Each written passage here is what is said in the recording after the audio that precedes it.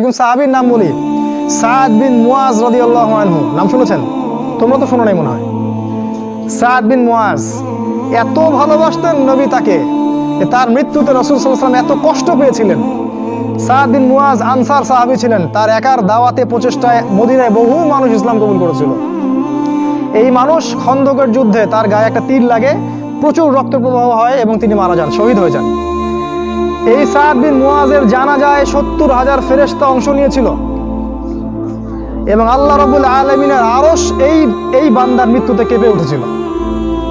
আপনাকে বলতে চাচ্ছি, এই সাদ বিন মুয়াজ রাদিয়াল্লাহু আনহুর কবরেও চাপা দেয়া হয়েছে, দুই দিক থেকে চাপা দেয়া হয়েছে।